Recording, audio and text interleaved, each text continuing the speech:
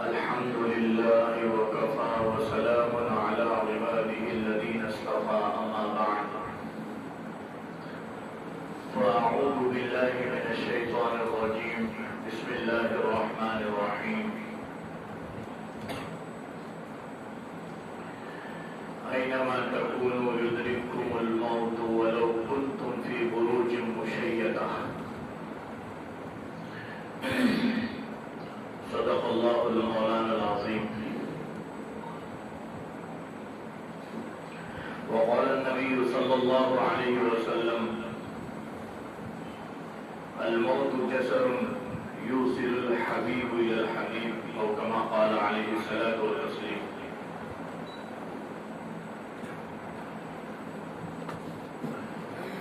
بزرگوں اور دوستوں،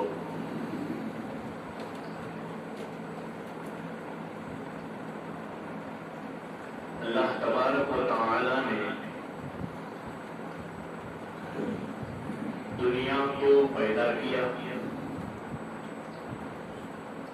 اور اس کی ہر چیز کو انسان کے فائدے کے لیے بنایا.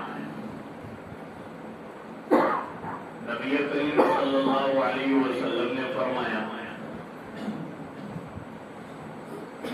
ان الدنیا خلقت لکم وانکم خلقتم للآخرہ، کہ مومن بندے کا اصل دنیا میں جینا یہ آخرت کی کھیتی اور کمائی کے لیے ہے. سرکار فرما رہے ہیں کہ دنیا اللہ تبارک و تعالی نے تمہارے لیے بنائی اور ہم انسانوں کے لیے بنائی، اور اس کے اندر جتنی فائدے کی چیزیں ہیں یہ بھی انسانوں کے لیے بنائی. تو پھر ہمیں آپ کو کس لیے بنایا؟ فرمایا وَإِنَّكُمْ خُلِقْتُمْ لِلْآخِرَةِ، کہ ہمیں آپ کو سب کو اللہ تبارک و تعالی نے آخرت کے لیے بنایا ہے. اسی کو دوسری جگہ فرمایا دنیا مزرعۃ الآخرہ، کہ دنیا آخرت کی کھیتی ہے. یہاں جو بیج بوئیں گے وہاں پائیں گے انشاءاللہ.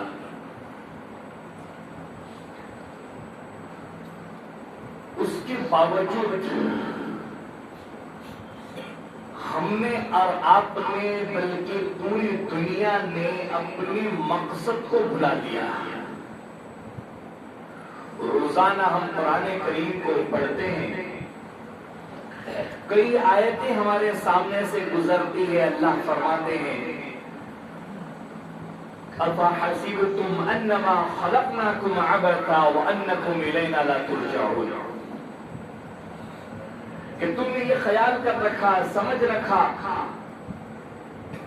یہ سوچ رکھا ہے کہ تم کو دنیا میں جو ہے کھیل کھلواڑ کے لیے بھیجا گیا ہے، منمانی زندگی گزارنے کے لیے بھیجا گیا ہے، تمہیں یوں ہی بیکار پیدا کیا گیا، ایسا سمجھ رکھا ہے. آگے اللہ کہتے ہیں اور یوں بھی سمجھ رکھا ہے کہ تم ہمارے پاس لوٹائے نہیں جاؤ گے. ہر بندے کو اللہ کے پاس لوٹنا ہے، چاہے وہ مومن ہو چاہے وہ کافر ہو، اور ہر جان کو مرنا ہے اور اللہ کی بارگاہ میں حاضر ہونا ہے. موت کسی کو پسند نہیں ہے، موت کسی کو پسند نہیں ہے، لیکن اللہ فرماتے ہیں کہیں بھی رہو موت آئے گی. ابھی خطبے میں جو آیت میں نے پڑھا، اللہ فرماتے ہیں اَيْنَمَا تَكُونُوا يُدْرِككُمُ الْمَوْتُ وَلَوْ كُنْتُمْ فِي بُرُوجٍ مُشَيَّدَةٍ. مضبوط قلعے میں اپنے آپ کو بند کر لو، کہیں بھی رہو. ہمارے سامنے کئی جنازے اٹھ رہے ہیں روزانہ، عبرت کا مقام ہے، لیکن وہاں ہم نے دنیاوی باتوں میں اپنے آپ کو ایسے لگا دیا قبرستان جا کر اور جنازے میں شرکت کر کے کہ خود کی موت کو بھول گئے. جانتے ہو موت کی سختی کیا چیز ہے؟ خود سرکار دو عالم صلی اللہ علیہ وسلم پناہ مانگ رہے تھے اپنے مرض الوفات میں.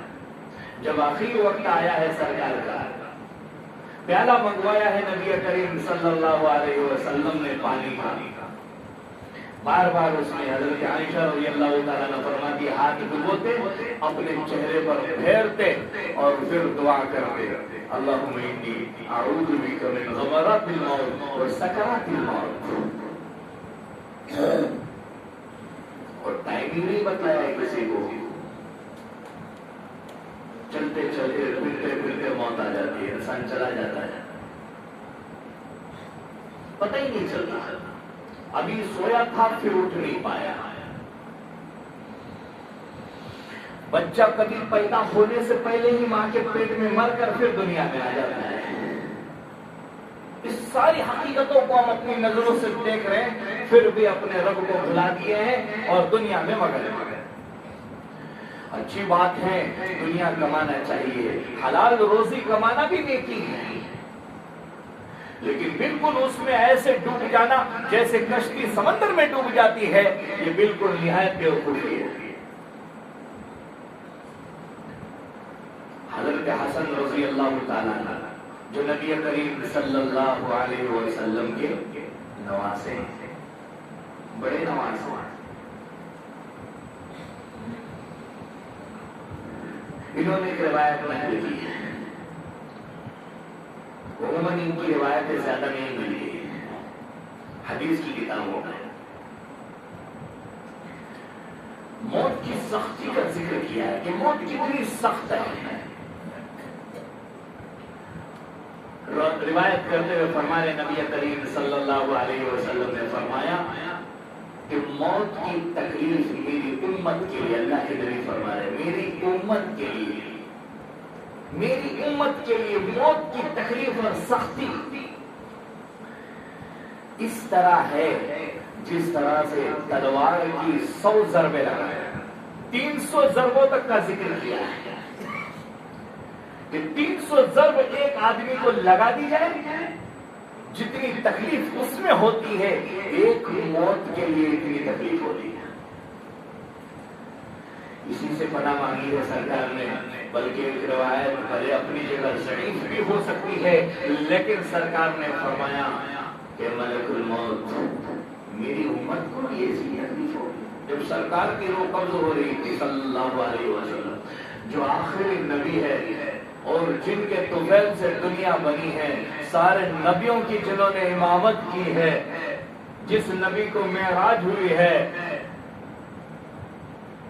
جس کی شفاعت پر پوری دنیا کو جو ہے وہ جنت میں داخل کیا جائے گا، ایسے نبی برحق اپنی موت کے اور اپنے وفات کے وقت ملک الموت سے کہہ رہے ہیں کہ ذرا آہستہ. کیا فرمایا؟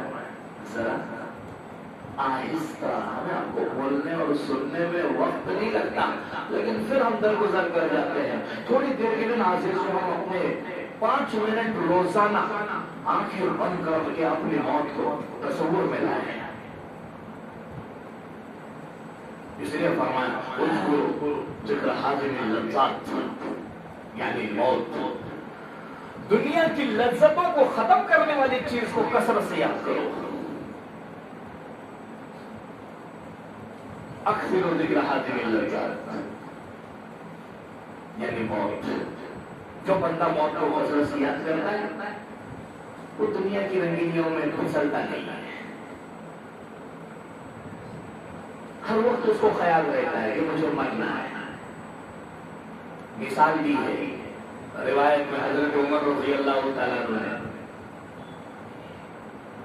کسی نے پوچھا عمر مثال تو موت کی سختی کی ہے. یہی وہ عمر ہے جو خلیفۃ المسلمین ہے. حضرت عمر رضی اللہ تعالیٰ عنہ نے اپنے لیے بھی ایک خادم مقرر کیا تھا جو روزانہ ان کو موت کی یاد دلاتا تھا. اس کو رکھ دیا تھا، کہا کہ میرے ساتھ رہنا، مجھے ہمیشہ یاد دینا کہ عمر مرنا ہے، عمر مرنا ہے، عمر مرنا ہے. تو خادم وہی کام کرتا، ہر 5 منٹ سے کہتا عمر مرنا ہے، عمر مرنا ہے. کچھ دنوں بعد اس کی چھٹی کر دی، چلا جا چلا جا، ہم تو اپنا کام کر رہے اور اب ضرورت نہیں رہی موت کی یاد دلانے کی، ضرورت تو ہے لیکن اب میرے داڑھی کے سفید بال مجھے خود یاد دلائیں گے کہ مجھے مرنا ہے۔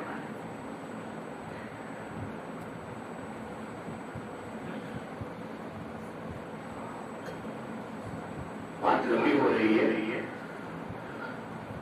حضرت رسول پاک صلی اللہ علیہ وسلم کہہ رہے تھے، باتیں چل رہی تھی کہ ذرا آہستہ میری روح کو قبض کرنا۔ ملک الموت نے کہا کہ اللہ کے نبی آپ کے پاس آنے کے لیے ہم کو اجازت مانگنی پڑی اور آپ سے نرمی کے ساتھ جتنی روح کو قبض کیا جا رہا ہے ایسا کسی کے ساتھ معاملہ نہیں ہوا۔ سوچنے کا مقام ہے۔ پھر کہا میری امت کو بھی ایسی تکلیف ہوگی، میری امت کو بھی ایسی، کہا ہاں جس کے دل سے امان، یہ موت کا فرشتہ اور یہ قبر، یہ جو ہے نا نسب نامہ حسب نامہ کچھ نہیں جانتے، ان کو کوئی لینا دینا نہیں۔ ملک الموت سے ایک مرتبہ خود اللہ تبارک و تعالیٰ نے پوچھا کہ کسی کا رحم آیا اتنے جو ہے روح قبض کیا۔ ایک سوال بھی ذہن میں گردش کرتا ہے، آج کل ہے نا یہ ٹیکنالوجی ہے اور ایجوکیشن ہائر ہو چکا ہے تو بہت سارے سوالات ہوتے ہیں، اس میں سے ایک سوال میں اپنے سامنے بتا کر اس کا جواب بھی دیتا ہوں انشاءاللہ کہ ملک الموت تو ایک ہے اور ایک ہی ساتھ کئی جنازے نکلتے ہیں تو ایک ہی ملک الموت کتنوں کی روح قبض کرتا ہے؟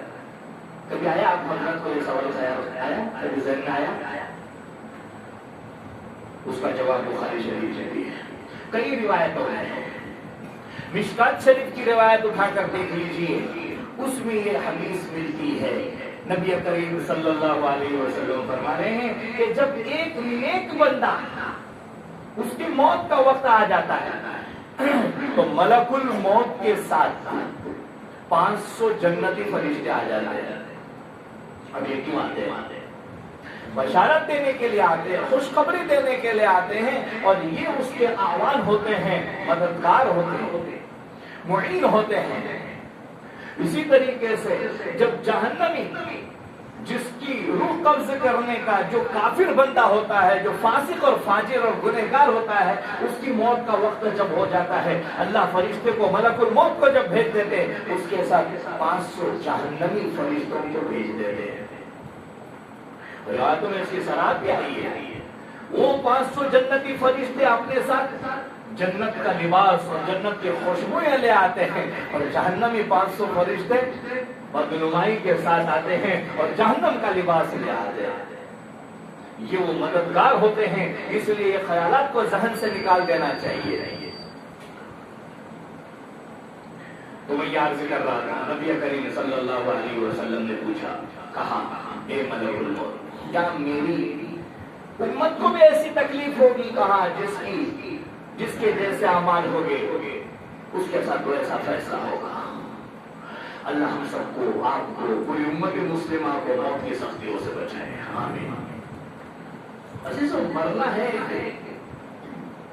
5 منٹ کے لیے روزانہ تصور کریں، 5 منٹ کسی نماز کے بعد کسی کو اللہ والے مراقبہ کہتے ہیں، اللہ کا دھیان، آخرت کی فکر، 5 منٹ تھوڑا سا سر جھکا کر۔ روایت میں فرمایا الکیس من دان نفسہ وعمل لما بعد الموت، کہ عقل مند اور ہوشیار دانا وہ شخص ہے جو روزانہ اپنے نفس کا محاسبہ کرے اور آخرت کی زندگی کے لیے تیاری کرے۔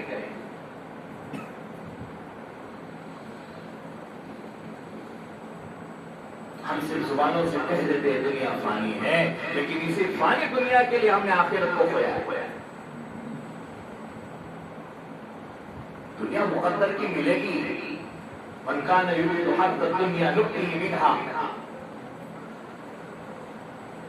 ہم کو جینے کے لیے اللہ نے بھیجا ہے آخرت کے لیے۔ ہارون رشید بڑے بادشاہ گزرے ہیں، ان کا واقعہ بڑا مشہور ہے، لیکن سبق حاصل کرنے کے لیے ہم کو بولنا اور سننا بار بار پڑتا ہے۔ ان کے زمانے میں بہلول نامی بڑے بزرگ تھے اللہ والے، ہر وقت ہاتھ میں تسبیح، اللہ اللہ اللہ اللہ۔ کسی کو تانا نہ دیا جائے اگر ہم کوئی ہر وقت تسبیح پڑھتا رہے تو اس کو ریاکار نہ کہا جائے، اس کے دل کی نیت اللہ جانتا ہے۔ اور 24 گھنٹے اپنے آپ کو اللہ کی یاد میں لگانے والا بندہ کسی لمحے میں تو مخلص بن سکتا ہے، کسی کو تانا نہ دیا جائے۔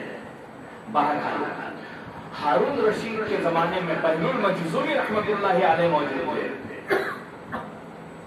ہارون رشید بڑے بادشاہ تھے، ان کے گیٹ پر دربان ہوا کرتے تھے، اندر آنے کی اجازت نہیں ہوتی تھی، بہلول مجذومی رحمت اللہ علیہ کو آنے کی اجازت ہوتی تھی کہ بغیر کسی سے پوچھے آ سکتے، بادشاہ کا آرڈر۔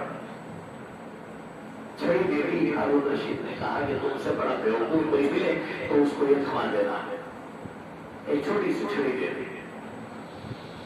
سنبھال کے رکھی، جب ہارون رشید کے وفات کا وقت آیا دربار میں حاضر ہوئے، اسی چھڑی کے ساتھ کہا کہ ہارون رشید کہاں کا سفر ہے؟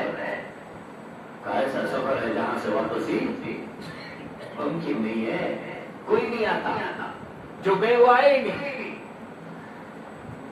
مقدمۃ الجیش بھیجا کے نہیں ہے، وہ لشکر جو آگے جا کے تمہاری لیے تیاری کرے کہ بادشاہ سلامت آنے والے ہیں، اس سے پہلے ایک لشکر بھیجا جاتا تھا۔ کیسی بہکی باتیں کرتے ہو بہلول، یہ ایسا سفر ہے جہاں پہلے کوئی تیاری کے لیے نہیں جاتا، یہ خود کی تیاری خود کر لینی پڑتی ہے۔ توشہ کیا لیا ہے؟ توشہ آخرت کا توشہ، آخرت کا توشہ تقویٰ ہے۔ قرآن کریم میں اللہ نے فرمایا آخرت کا توشہ، سفر کا توشہ ہم لیتے ہیں، آخرت کا توشہ۔ توشہ کچھ نہیں ہے، کوئی ہم سفر نہیں ہے، مجھے تنہا جانا ہے۔ کہا آپ کی امانت میرے پاس ہے۔ آپ نے کہا تھا بہلول آپ سے بڑھ کر اگر کوئی بیوقوف مل جائے تو اس کو دے دینا، مجھ سے بڑے بیوقوف آپ نکلے ہیں، اتنے بادشاہوں کے یہ چھڑی رکھ لیجیے، آپ نے دنیا کے لیے بہت کچھ کیا، آخرت کے لیے کچھ نہیں کیا۔ ہارون رشید رحمت اللہ علیہ اور رونے لگے۔ یہ ایسے بادشاہ تھے، نفحۃ العرب عربی کی کتاب ہے، اس میں ان کا واقعہ لکھا ہے۔ ایک شخص جب اپنے بیٹے کو لے کر حج میں گئے تھے تو ہارون رشید کو دیکھا کہ حرم کے سامنے، حرم میں کعبۃ اللہ کے سامنے اپنے دونوں ہاتھوں کو یوں اٹھا کر آسمان کی طرف دعائیں کر رہے ہیں۔ تو انہوں نے اپنے بیٹے سے کہا کہ دیکھ یہ دنیا کا بادشاہ، یہ دنیا کا بادشاہ آخرت کے بادشاہ کے پاس اور پوری دنیا پر جس کی حکمرانی چلتی ہے اس کے سامنے کیسے جو ہے اشک بہا رہا ہے، رو رہا ہے۔ عزیزو ہماری دنیا اپنی مقدر کی ضرور ملے گی، آخرت کی تیاری ضرور کر لے، اس کے لیے کوئی جو ہے آپ کو انفارمیشن نہیں آئے گی، کب جھٹکا آئے گا، کب کھٹکا آئے گا، کب نکل جائے گی، کب سانسیں رک جائے گی اور پتہ نہیں چل جائے گا۔ میں نے ایک صاحب کے بارے میں سنا، وہ نوالا یوں منہ میں اٹھا کے ڈال رہے تھے، روح کمزور ہو گئی۔ ایک بات عرض کر رہا ہوں جو واقعہ رہ گیا کہ ملک الموت سے اللہ نے پوچھا تھا کہ کسی پر رحم آیا؟ دیکھو درمیان میں بات آئی تھی، میں بھی بھول گیا تھا، یاد آیا۔ کہا کہ کسی بھی نہیں آئے، بچے پہ آیا کہ وہ کشتی بھنور میں پھنس گئے تھے اور اس کا تختہ جو ہے جدا ہو گیا تھا، اور ایک چھوٹا سا بچہ جس کے ماں باپ ڈوب کر مر گئے، اس کو اللہ تو نے تخت پر بٹھا کر سمندر سے کنارے پر لے آیا، اس پر مجھے رحم آیا۔ اللہ نے کہا تجھے معلوم ہے میں نے اس کی پرورش کی، چرندوں کے ذریعے سے، پرندوں کے ذریعے سے میں نے اس کو سنبھالا، اور پھر جب بڑا ہوا تو اس نے خدائی کا دعویٰ کیا اور میرے مقابلے میں جنت بنائی، وہ شکتا ہے۔ اللہ نے غیرت دلائی ملک الموت کو، تجھے رحم آیا اس پر؟ عزیزو ملک الموت کو کسی پر رحم نہیں آتا، ملک الموت کا آرڈر جب اللہ کا آ گیا، اس کا کام ہی وہی ہے جو کرنا ہے، وہ اپنا کام کرے، اس سے پہلے ہم اپنا کام کریں، اپنے ایمان کو بنائیں، اپنے اعمال کو اچھا کر لے، اپنے نمازوں کو اچھا کر لے، اپنے اخلاق کو اچھا کر لے، اپنے زندگی کے تمام طور طریقوں کو اچھا کر لے، اپنی شادی بیاہ کو سنتوں کے مطابق کر لے، اپنی موت کو ہمیشہ یاد رکھیں۔ اللہ ہم سب کو عمل کی توفیق عطا فرمائے۔ وآخر دعوانا ان الحمد للہ رب العالمین۔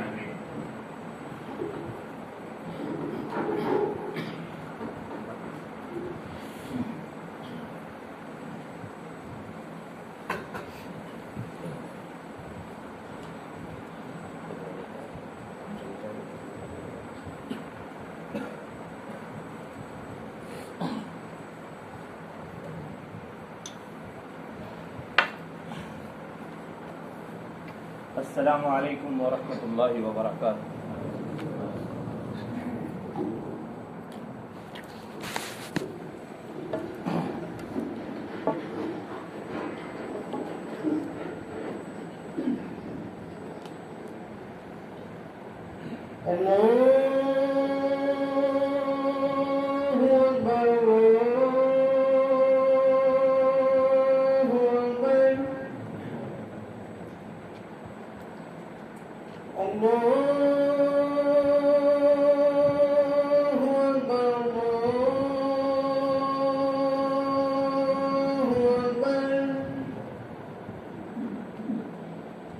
أشهد أن لا إله إلا الله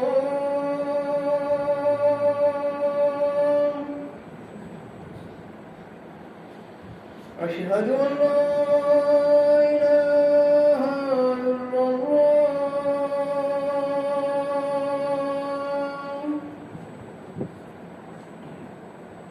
أشهد أن محمدا رسول الله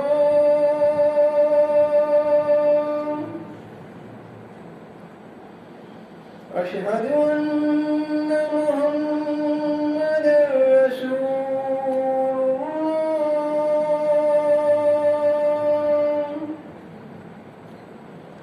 حي على السلام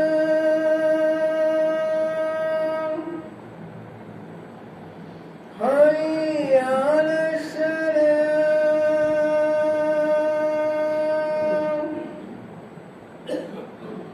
حي على الفلاح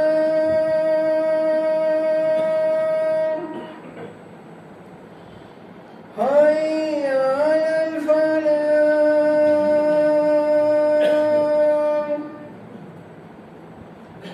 الله أكبر الله أكبر لا إله